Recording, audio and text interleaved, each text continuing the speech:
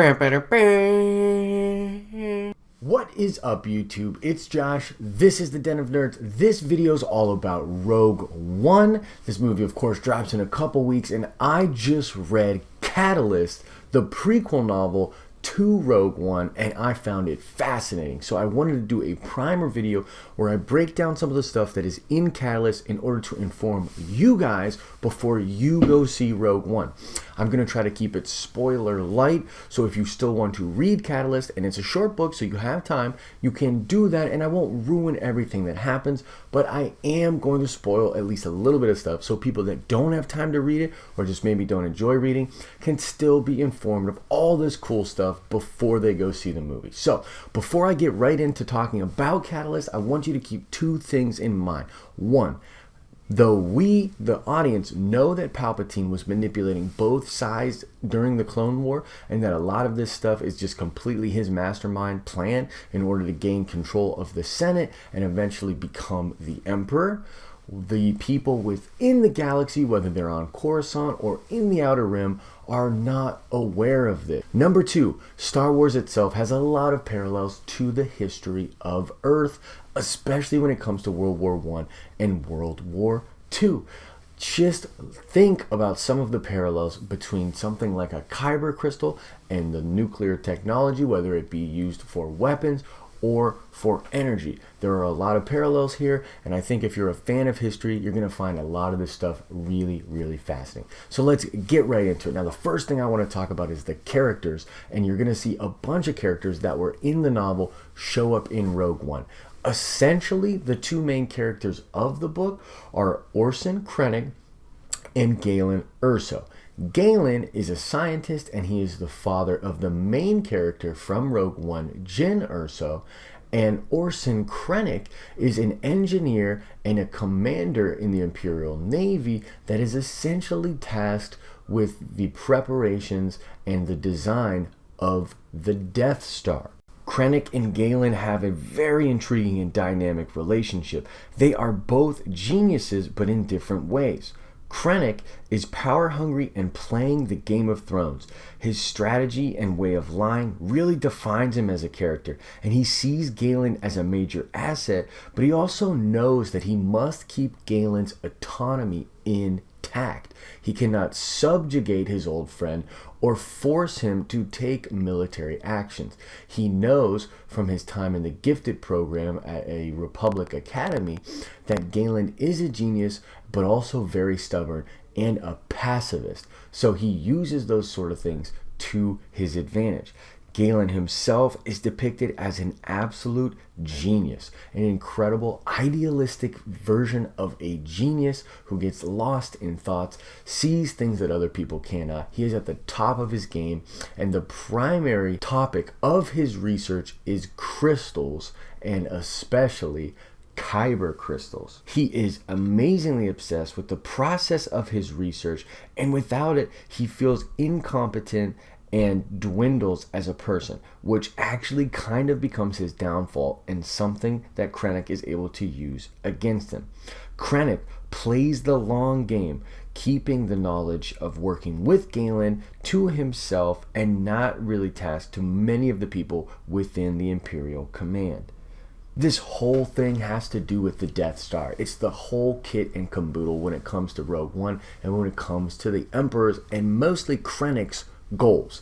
They all know about this in a secret group. This includes military officers, it includes the Emperor's right-hand man, and it includes Tarkin. A bunch of people are privy to the knowledge of the Death Star, but it is still a top secret weapons facility.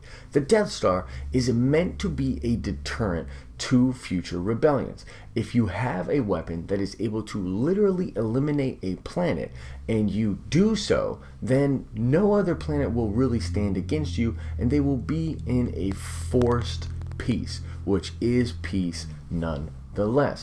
Once more, the Sith will rule the galaxy, and we shall have peace.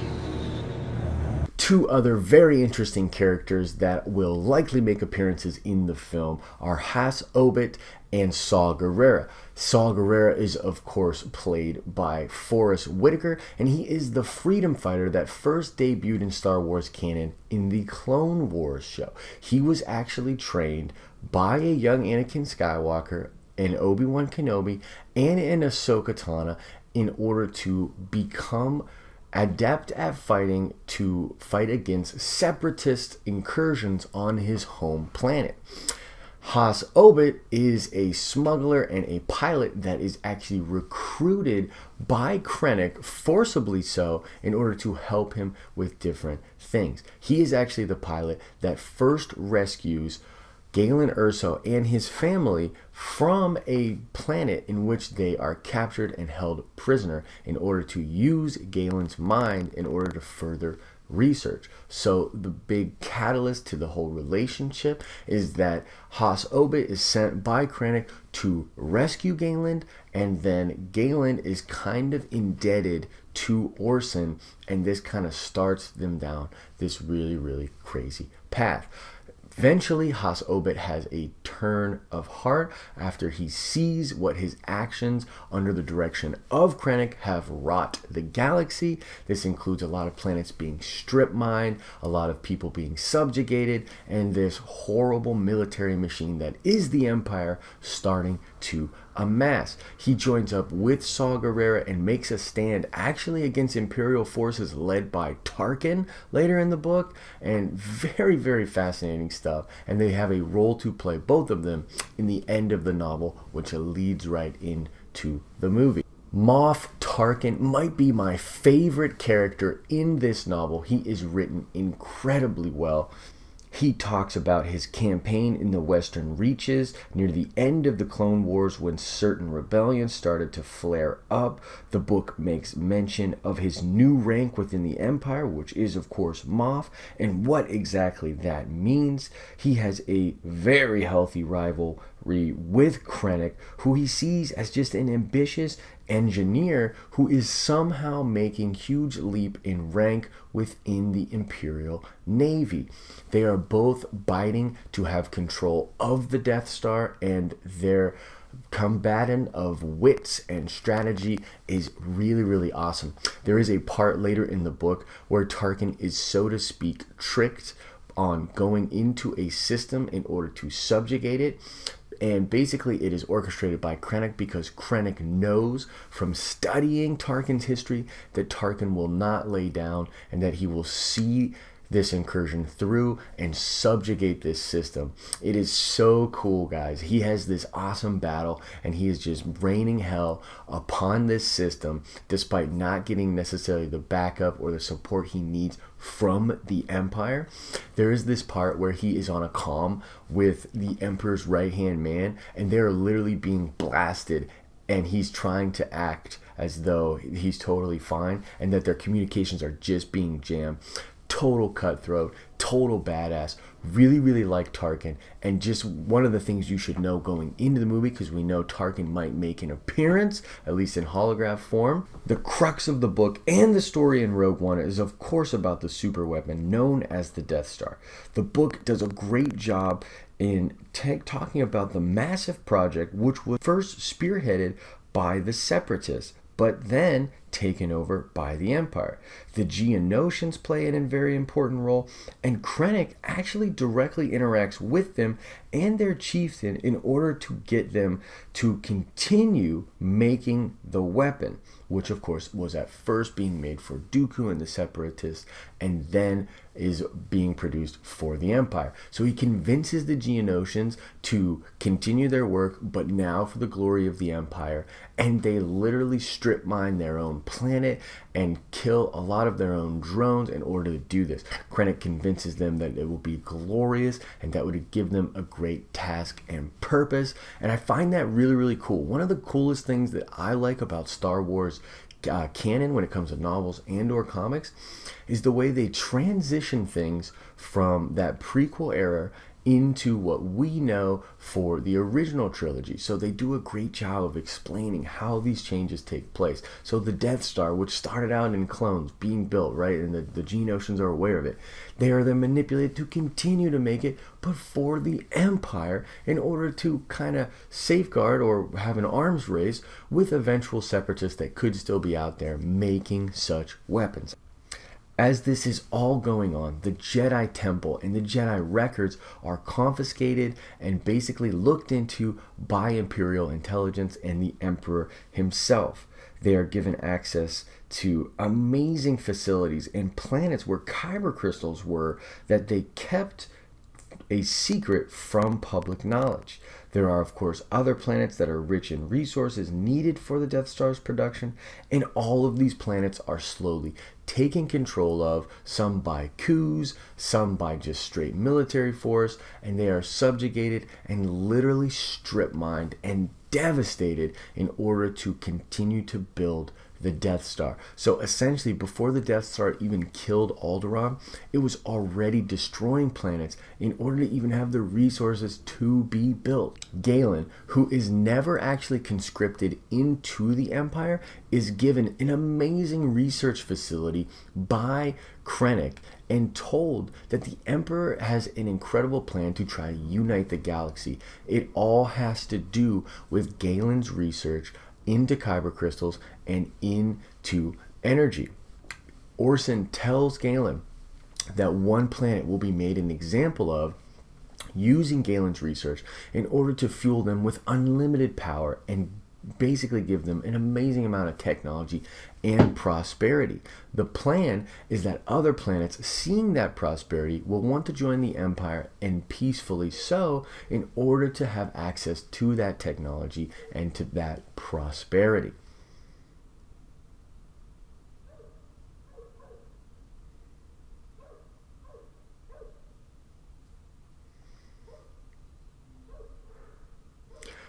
Galen is given crystals from Jedi lightsabers and eventually comes into contact with a massive Kyber crystal, which has a literal physical effect on his body. But I'll get into all that in a second. Basically, as Galen pushes himself and continues to build upon his research, that research is taken from him and distributed to other teams of engineers throughout the galaxy with the intention of weaponizing it. All of this is done without Galen's knowledge, although some of the researchers in these separate teams are actually prior colleagues to his. Now, let's talk about Kyber crystals. Well, we kind of found out that the Kyber crystals were going to be the fuel for the Death Star. This was broke a couple months ago in regards to Rogue One. It kind of just slipped out. It came out in, I believe, eventually it was covered in an EW article. Anyways, so we always knew that this is kind of the direction we were headed towards, and there were rumors even in the EU that this was how the massive weapon was fueled. I found that there to be some really interesting meta commentary on the old canon, because at the very beginning of the book, Galen is trying to synthesize the Kybers and he is failing. Later he gets his hands on actual hot Kybers and he understands why he had failed and how amazing and almost intelligent the crystals actually are. The crystals are said to be living, and they behave on the molecular level much like a living organism. They can change their structure, behave in erratic ways, and they even have an effect on Galen's mind. When he begins work on the very, very large one, he starts to have strange dreams, and his mental state is affected. He becomes even more obsessed than he naturally is with the crystals. It's very, very cool, and I found it a fascinating filling out of the mythos of Kyber crystals. Galen comes to understand that the Jedi were aware of the awesome powers that the crystals held. They did something to them, likely with the Force, in order to get them to work in their lightsabers. But on top of that, they knew they could be used to harness even more massive levels of power, but they kept that a secret from the public.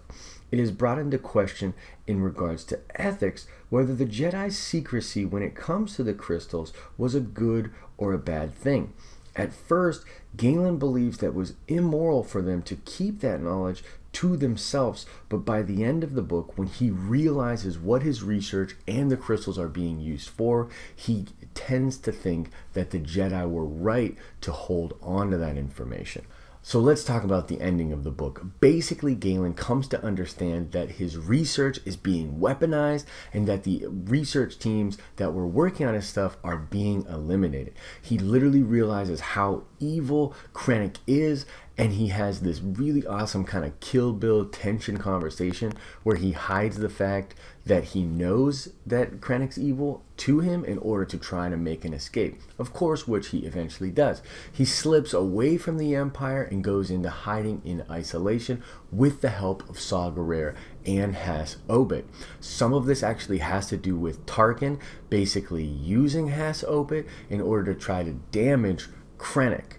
Very, very fascinating stuff. So in the end of the book, we kind of get a chapter with a young Jyn. Okay, now Jyn doesn't even really know what the Empire is, but she knows whatever it is, it forced her family to flee and made her mother cry and forced her to leave behind all of her friends and her pet and her possessions. So she doesn't like the Empire, but she doesn't quite understand exactly what is going on. The whole plan for the Ersos is to stay in isolation, to not be bothered. Galen, in an attempt to try to kind of keep them safe, did not destroy all of the research that he did before he left Coruscant. He kept it intact so that the Empire would at least have something to go on, so they wouldn't be incredibly desperate to find him. Now, my theory is that in the movie, Krennic is going to hunt him down, and you know those shots in the trailer where it looks as though Galen and Krennic are confronting each other on a weird planet, and there's a lot of tension in there, and we just know that there's a big history there. This entire book is that history, and I believe that Krennic is going to track him down, be super pissed, subjugate him into finishing his research on the weapon while Jyn is still a relatively young child. Then I think she will grow up without a father and kind of be rebellious, like literally, you know, there's parts in the book that talk about her being, you know, a rebel and strong-headed and very like disagreeable and all these different things. So those were kind of cool aspects too. But essentially, that's what I think is going to happen from the time the book ends to the time that Rogue One begins. I hope you enjoyed this video as much as I enjoyed making it, and I hope you learned a little bit here and there to kind of better inform you when you go in to check Rogue One out. I think this movie has the potential to be incredibly awesome, and I really do feel like reading Catalyst gave me a better perspective on what I should be looking for and enjoying in the movie. So let me know in the comment section, guys. Is there anything that I went into that you want to know more about? You know, did you read the book? Did you really like it? Are you pumped up for Rogue One, man? Use those force powers, get in the comment section, and let's have a discussion about this stuff, because if you're anything like me, Star Wars is your literal jam. We get Star Wars films every year now, and it is that time, and I am so excited for it. It's a really, really cool stuff. So let's check that nerd card really quickly. The question is going to be about Saw Gerrera. Saw Gerrera, as I said before, freedom fighter, and I'm asking, what planet is he from? It is the planet in which he was trained by literally Anakin Skywalker, Obi-Wan, and Ahsoka Tano. And man, I hope Saw brings that up in the movie. Such a cool callback to that, and a callback to the canon in general. Very, very cool. But the nerd card question is, what planet is Saw Gerrera from? Answer that question in the comment section below. Like the video if you thought it was cool, and subscribe to the channel to get more awesome nerdy content here on the Den of Nerds. I hope you're having an awesome and nerdy day. See ya!